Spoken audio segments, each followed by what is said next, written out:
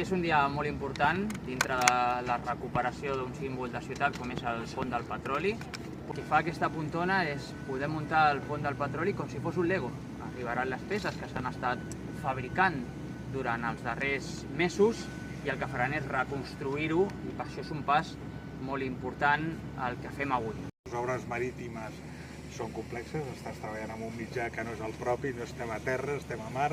Com ens posem a mar per poder fer tot el treball de construcció i de col·locació dels elements que requereix l'obra aquesta del pont. El primer pas és aquesta pontona, que és espectacular, veure una plataforma que l'estem movent pel mar i que la portem allà, l'anirem fixant a diferents llocs per poder anar intervenint. Per tant, una complexitat tècnica que ha estat allò molt estudiada, molt treballada, com es farà tant des del projecte de l'impacte de l'onada com el procés constructiu.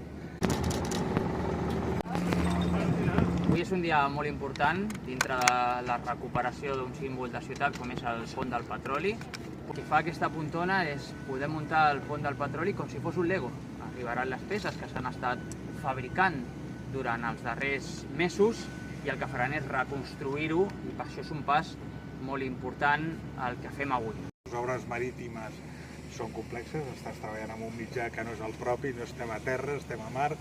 Com ens posem a mar per poder fer tot el treball de construcció i de col·locació dels elements que requereix l'obra aquesta del pont. El primer pas és aquesta pontona, que és espectacular, veure una plataforma que l'estem movent pel mar i que la portem allà, l'anirem fixant a diferents llocs per poder anar intervenint. Per tant, una complexitat tècnica que ha estat allò molt estudiada, molt treballada, com es farà tant des del projecte de l'impacte de l'onada com el procés constructiu.